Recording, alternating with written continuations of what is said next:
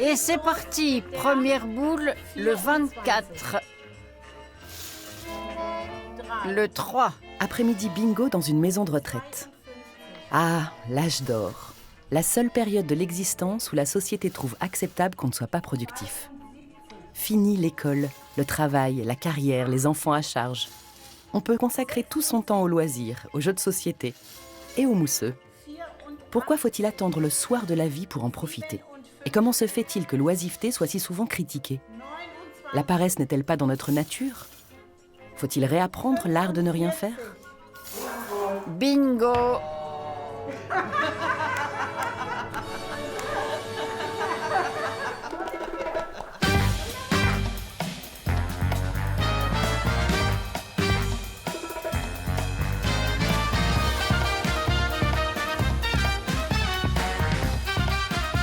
Je m'appelle Ronia, j'approche de la trentaine et je suis blogueuse et journaliste.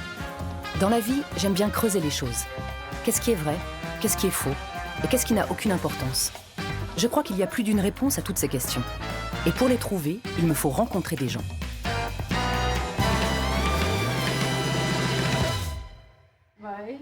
Quatre, 6, 7, et toi? De mon côté, inutile de recompter, j'ai perdu toutes les manches. Mais je me suis quand même bien amusée. Comment vit-on une fois délivré de l'obligation d'être performant? Santé! La retraite est-elle vraiment un long fleuve tranquille? Allez, je viens m'asseoir avec vous. Il faut suivre le rythme ici, dites donc. Vous n'avez rien perdu de votre vivacité d'esprit.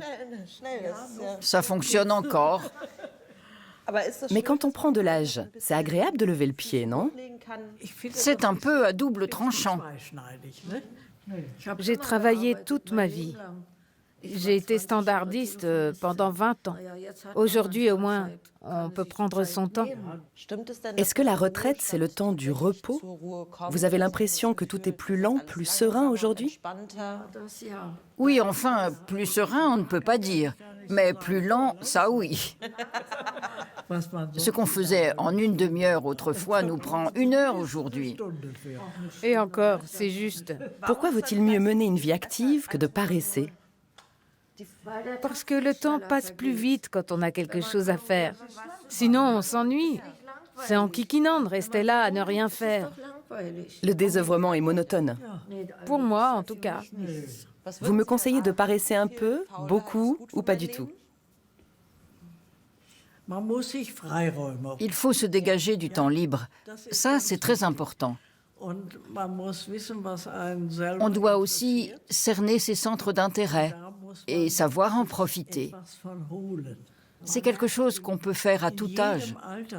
Se trouver une passion et y consacrer du temps. C'est fou comme vous êtes dynamique. Je suis très impressionnée. C'est formidable. Vous êtes plus actif que moi, j'ai honte.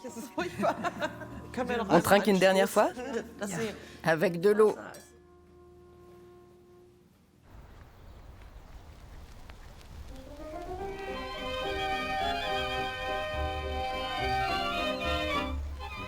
Ne rien faire, c'est ennuyeux, me disent les deux dames, et en plus c'est mal vu.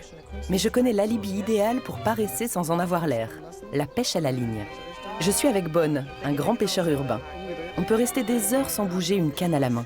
C'est le sport pour les non-sportifs. Il y a quelque chose de merveilleux à ne pas chasser sa nourriture, mais à attendre qu'elle morde à l'hameçon. Bonne a l'air d'aborder la vie avec décontraction. Comment fait-il?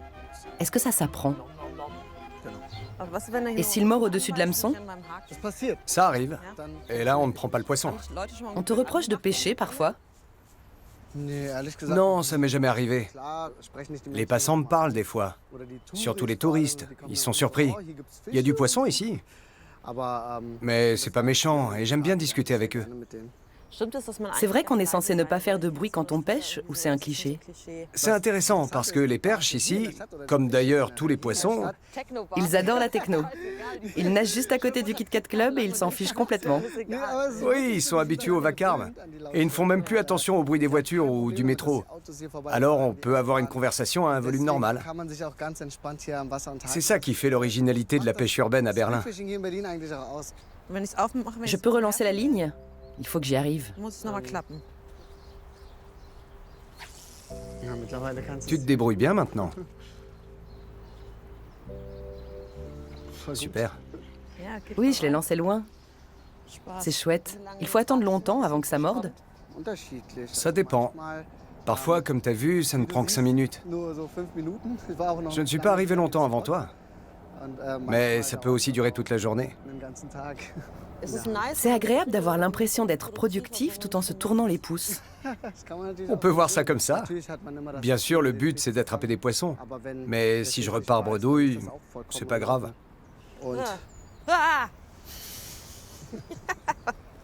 Qu'est-ce qui se passe? Je confonds toujours ouvert et fermé. On change de coin? Il faut tout le temps bouger, je croyais qu'on restait sur place. On s'active tranquillement. Tu as entendu parler de la pêche à l'aimant? Je trouve ça sympa. Tu en as déjà vu? Oui, c'est trop marrant. J'ai croisé des amateurs près du pont là-bas et je leur ai demandé pourquoi ils faisaient ça. En fait, pour eux, c'est comme la pêche. Oui, ils attendent la grosse prise. Oh la vache! Il est pas très gros, ça va. Oh non, j'étais pas prête, mince. Je peux le toucher? Oui, il est un peu gluant. Il est pas assez gros, il fait moins de 20 cm. Le pauvre. Oui, il est trop petit. Il va avoir des trucs à raconter à ses copains. Eh les gars, vous allez jamais croire ce qui m'est arrivé. Une super aventure. Ça va continuer comme ça? J'espère. Tac tac. Oui, si on a de la chance.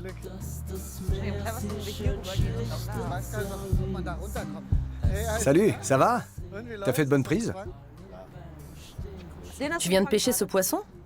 On dirait vraiment un faux. Il a un drôle d'aspect. On va passer par là et aller voir du côté de l'église si on peut attraper quelque chose. Tu veux des verres? J'en ai déjà, merci. Ah d'accord. Allez, à plus, bonne pêche. Vous aussi.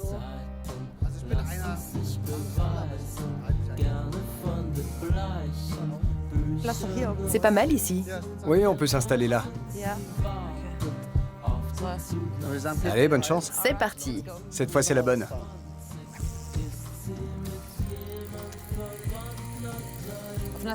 Pour ce qui est de la paresse, tu te situes où sur une échelle de 1 à 10?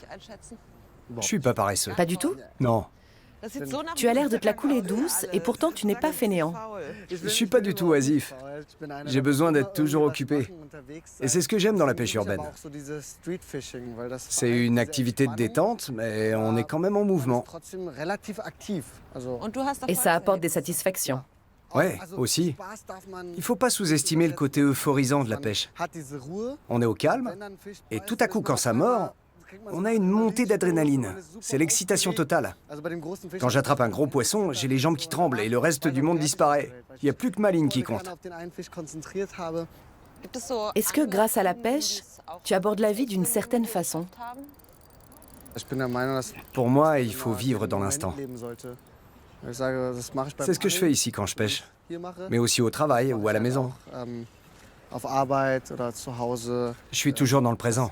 Strongest taste, loudest drop, head is filled, the thought unlocked.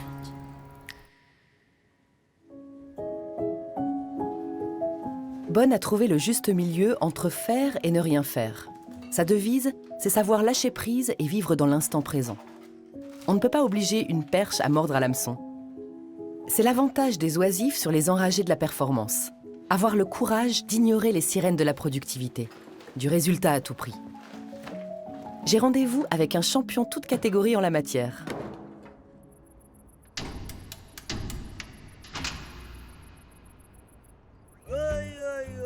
Kevin Panewitz a été un petit prodige du foot allemand. On voyait en lui la future star de la Bundesliga. Mais il était trop rebelle et les clubs professionnels l'ont mis à la porte. Aujourd'hui, à l'approche de la trentaine, il est éboueur et joue en division d'honneur, avec un surpoids de 40 kilos. Ça me le rend assez sympathique. A-t-il l'impression que son manque de discipline lui a fait rater quelque chose dans la vie? Ça commence à être dur quand on arrive à 30 ans. J'ai du soda et des chips, mais pas de ballon. T'as tout faux. Salut, ça va? Oui, la dernière fois que j'ai joué au foot, je devais avoir 10 ans. C'était avant-hier, quoi. Ah bah tiens, comme moi. J'ai de la bière, des gâteaux secs, des chips et du soda. C'est pour quoi faire? La pause? Avec moi, pas de mi-temps. Sérieux? Non, je m'arrête jamais. Bien. Allez. Qui va le chercher? Après toi. Okay. Sag, wenn du. Dis-moi quand t'es prête.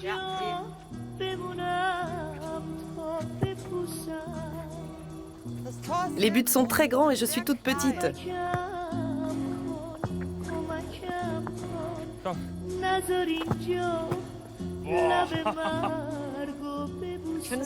Ça m'épate que tu aimes toujours autant jouer au foot, alors que tu aurais pu en faire ton métier. Qu'est-ce que tu fais aujourd'hui? Je nettoie les rues. Je me balade, je ramasse les déchets et je lave les trottoirs. J'ai jamais eu de boulot aussi cool. Les ballons n'ont pas été utilisés avec la pandémie. Et toi, ça fait longtemps que tu n'as pas joué. Oui, super longtemps. Tu aurais pu être footballeur professionnel. J'ai été pro. Et j'aurais pu le rester plus longtemps. Qu'est-ce qui s'est passé? Rien. Ou en tout cas rien de spécial. Je faisais la fête. Et j'étais un peu en surpoids. Aujourd'hui, je suis bien trop gros. Mais à l'époque, on me reprochait juste 3-4 kilos en trop. C'est rien. C'était uniquement à cause de ça? J'étais très doué. Mais en même temps, j'ai toujours eu du mal avec l'autorité. C'était déjà le cas à l'époque et ça l'est toujours aujourd'hui, dans certaines situations. Mais quand on aborde la trentaine, on a plus de maturité. Et tout ça, c'était il y a 12 ans. Tu n'as rien contre le travail, si? Non, pas du tout. Parce que dans ton boulot actuel, il faut se lever tôt. J'ai fait d'autres métiers, j'ai été livreur, ça c'est dur. Tu livrais quoi? Des lave-linges. Au 4e ou 5e étage, c'est pas facile. Quand on a un talent particulier, est-ce qu'on n'a pas l'obligation d'exploiter ce potentiel? Toi, tu avais un don pour le football. Tu l'as toujours. C'est à chacun de voir. J'aurais peut-être eu envie d'arrêter à 22 ans de toute façon. Tu crois que tu as déçu tes parents et tes proches? Oui, sûrement. Et plus d'une fois. Moi aussi, et sans être un espoir du foot. Oui, bien sûr. Les parents sont déçus quand on a fait les gros titres des journaux. Tu as l'air heureux aujourd'hui. C'est parce que je le suis. C'est dû à quoi? À ma femme, mon enfant, ma vie. Oh, arrête! Mais c'est vrai. On n'a pas besoin de davantage. Des vacances de temps en temps, sortir, faire des trucs. Je suis assez vite satisfait dans la vie. Il m'en faut peu pour être heureux. Je vais tenter le coup. Bien joué. Santé. J'ai réussi à arrêter un tir. C'est pas si mal. Ça m'a fait plaisir. Qu'y a-t-il de bon à prendre dans la discipline d'une part et dans le laisser-aller d'autre part? Tu es la seule personne que je connaisse à avoir pratiqué les deux avec autant de zèle. La discipline, au fond, c'est un combat contre soi. Là, je fais un régime. Tous les soirs, j'ai faim et je me dis, si je me commandais à manger, ou je pourrais aller me chercher un truc, du sucré. La solution, c'est de devenir maître de soi-même, rien de plus. On va peut-être avoir des envies qui nous poussent à craquer. Mais le simple fait de dire non et de réussir à s'y tenir, c'est une question de discipline. Et à long terme, ça vaut la peine d'être discipliné? Oui, quand on vise un but en tout cas. Quel est ton prochain objectif? Descendre sous les 130 kilos. Je suis à 137. Est-ce que tu as des regrets, des choses que tu aurais voulu faire? Non, aucun. C'est chouette. On ne peut pas imaginer Kevin Panewitz malheureux. Si, quand j'ai rien à manger. On va ranger notre bazar? Tu t'occupes de ton soda avec du vrai sucre et moi des ballons. Ça me va. On range encore les cônes. Le dernier éteint la lumière.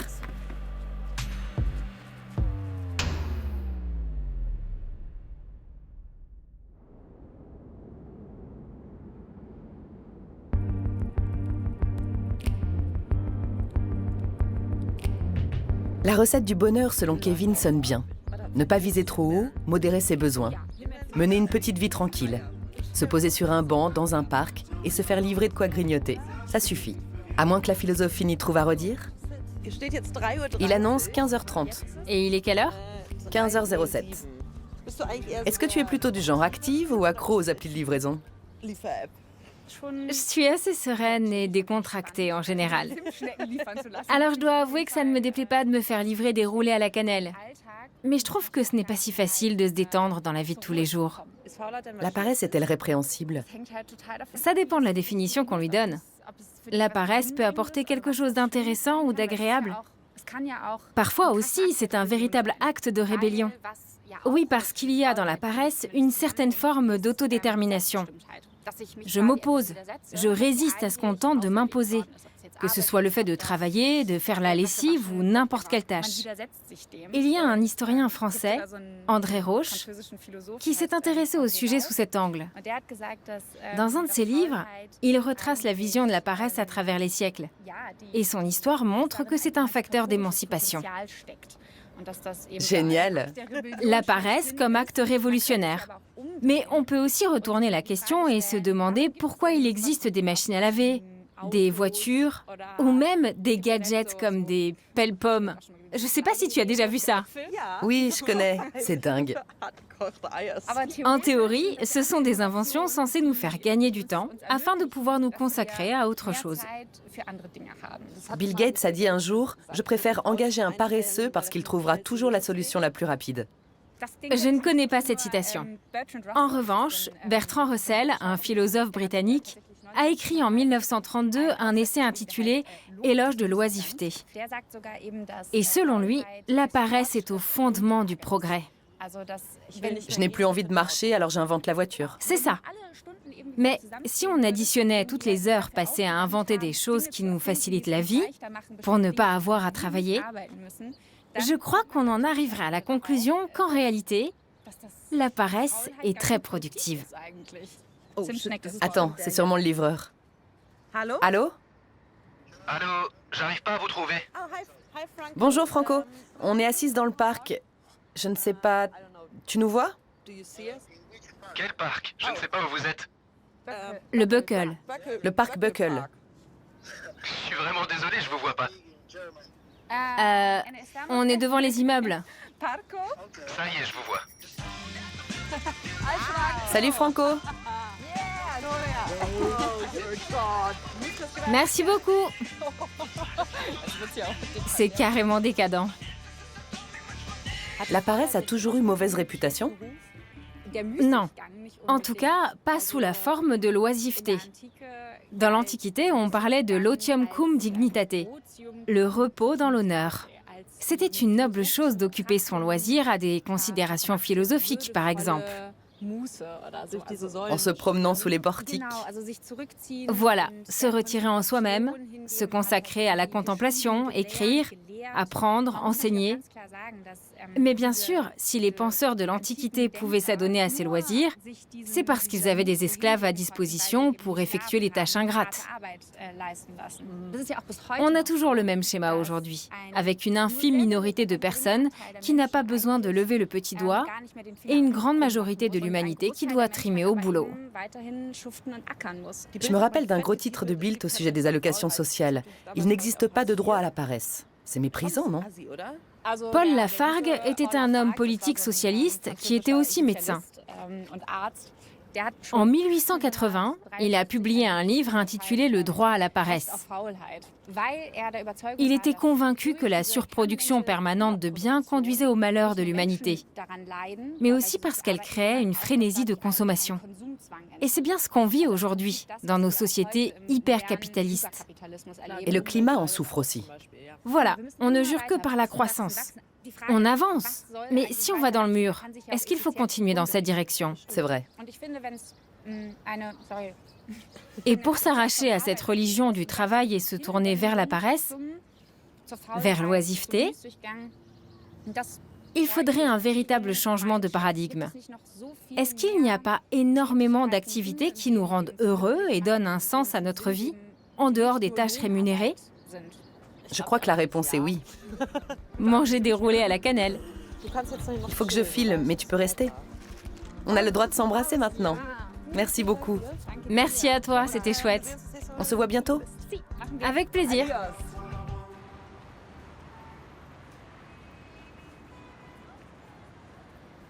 Tu portes des chapeaux?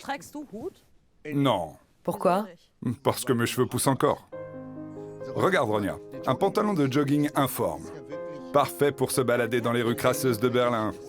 C'est trop fonctionnel, ça. Selon Marie-Léna, la paresse est une forme de résistance contre le rythme effréné de la vie en société et l'injonction de croissance. S'arrêter est une forme de contestation. Mais il existe des personnes qui ont besoin d'être toujours en mouvement, des individus à l'énergie inépuisable, comme propulsés par une pile nucléaire. Benjamin von Stuckrad-Barre fait partie de ces hyperactifs. Il est écrivain et sévit dans le monde entier, brûle d'un feu inextinguible et n'a aucune sympathie pour la paresse. Je l'ai obligé à m'accompagner acheter un survêtement et à passer une journée à traîner. Tu achètes du détachant ultra puissant? Non, mais j'aime bien regarder les tâches partir. Moi, pareil. Oui, c'est hyper satisfaisant.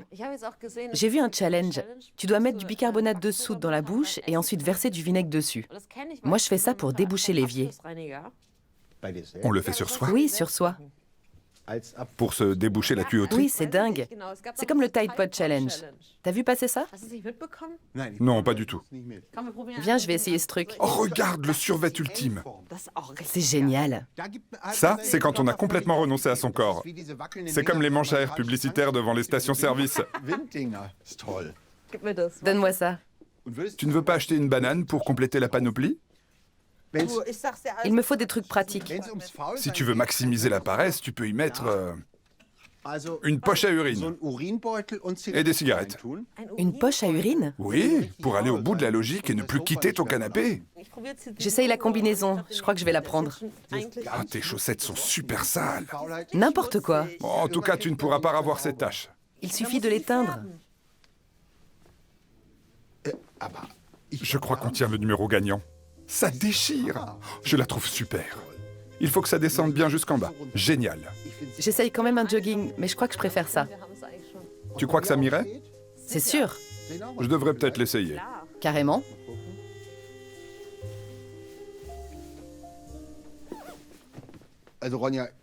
Ça fait pas du tout informe sur toi. Tu trouves? Ah oui. Oui, prends-le. C'est parfait. Mets ta veste par-dessus. Voilà. Magnifique. Je sens que cette combinaison va jouer un rôle dans ma vie. Je crois aussi.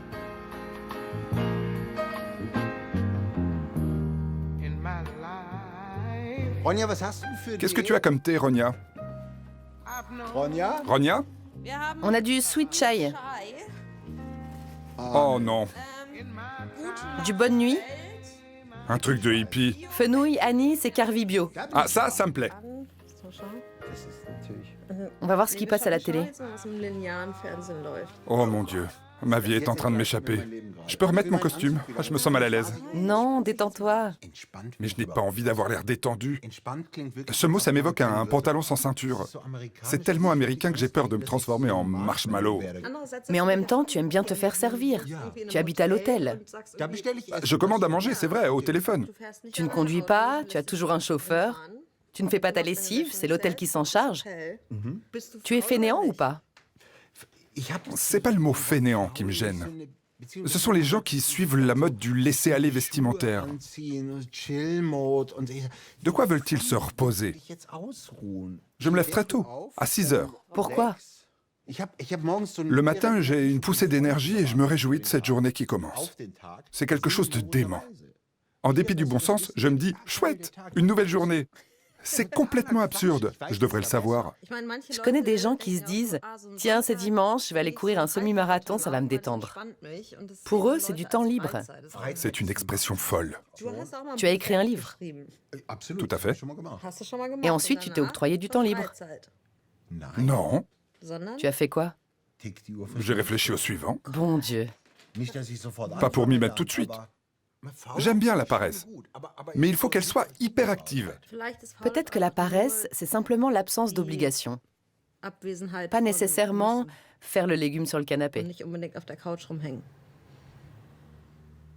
Oui. J'ai vu des lettres encore fermées dans l'entrée.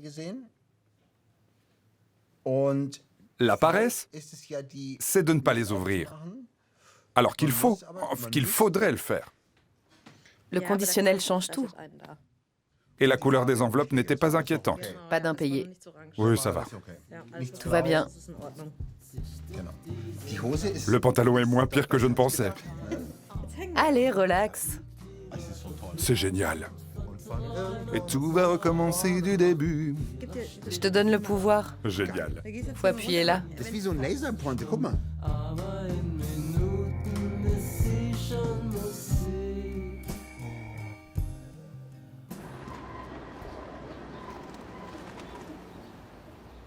Finalement, on a réussi à se poser avec Monsieur Hyperactif. La prochaine fois, on ira à la pêche. On a trouvé une bonne définition de la paresse.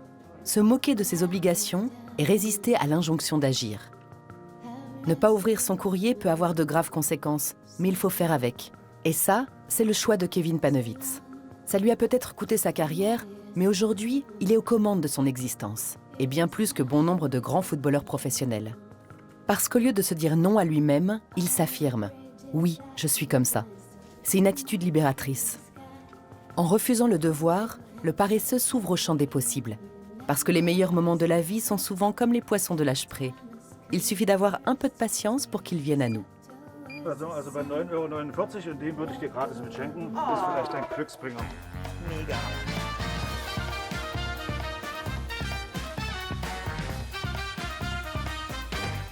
Okay, dann bitte halt. Bitte halt.